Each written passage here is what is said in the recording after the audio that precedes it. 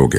लखन राजा को प्रणाम कर बोला, महाराज मुझे एक रात अपनी बेटी के साथ ठहरने की इजाजत दीजिए, तभी मैं किसी नतीजे पर पहुंच सकूंगा। एक बात और महाराज, मैं बिल्कुल एकांत में राजकुमारी के साथ रहना चाहता हूँ, तभी मैं अच्छे से ध्यान लगाकर राजकुमारी जी की बीमारी का पता लगा पाऊंगा। लखन की आत्मविश्वास भरी बातों से राजा के मन में हल्की सी उम्मीद जागी। उसने लखन को रात में राजकुमारी के साथ एकांत में रुकने की इजाजत दे दी। राजा की इजाजत मिलते ही लखन राजकुमारी के कक्ष में गया और उससे कुछ दूर एकदम चुपचाप बैठकर उसे देखने लगा। जैसे ही रात के 12 बजे का समय हुआ तो अचेत अवस्था में पड़ी हुई राजकुमारी के मुंह से सांप बाहर निकला और महल के परिसर से होता हुआ जंगल की ओर चला गया। ये सब देख लखन दंग रह गया। वो बिना कुछ हरकत किए चुपचाप वहीं बैठा रहा। जब रात का आखिरी पहर खत्म होने को आया तब वो सांप वापस लौटा और राजकुमारी चंद्रकला के मुख से होता हुआ पूरा उसके अंदर समा गया। दम साधे लखन ये सारा माजरा देखता रहा। सारा माजरा देख उसे समझते देर न लगी कि राजकुमारी की सारी बीमारी की जड़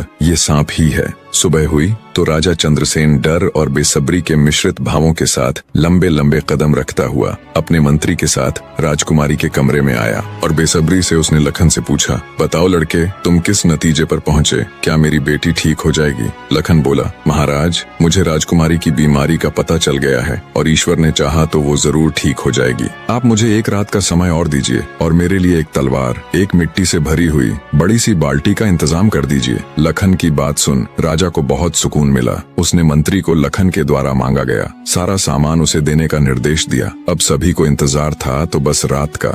राजकुमारी को सांप के चंगुल से मुक्त कराने के लिए लखन रात्रि के आने का बेसब्री से इंतजार कर रहा था। पूरी तैयारी के साथ हाथ में धार धार तलवार लिए लखन राजकुमारी की ओर निगाहें गढ़ाकर उससे कुछ दूरी पर बैठ गया। जैसे ही राजमहल के घड़े ने रात्रि के 12 बजे का घंटा बजाया, वैसे ही फुंफकारता हुआ सांप राजकुमारी के मुख से निकला तो उसके इंतजार में बैठे लखन ने अपनी धार धार तलवार से उस पर तेजी से ऐसा वार किया कि तुरंत सांप 2 टुकड़ों में जमीन पर बिखर गया। लखन ने सांप के दोनों टुकड़ों को उठाकर रेत से भरी बाल्टी के अंदर दबा दिया और सुबह होने से पहले ही बाल्टी समेत मृत सर्प को जंगल में ले जाकर उसे आग के हवाले कर दिया और वापस राजमहल लौट आया। तब तक सुबह होने का समय भी करीब हो चला था। राजमहल जब लखन ने राजकुमारी चंद्रकला को जगाया तो हमेशा अचेत अवस्था में रहने वाली राजकन्या तुरंत उठकर बैठ गई, क्योंकि अब उसके अंदर से वो सर्प निकल चुका था तो उसका प्रभाव भी खत्म हो चुका था। राजकुमारी उठते ही हैरान थी। उसे ऐसा लग रहा था जैसे पता नहीं वो कितने सालों से नींद में थी। जब लखन ने राजकुमारी से उसके स्वास्थ्य के बारे में पूछा तो अचंभित राजकुमारी ने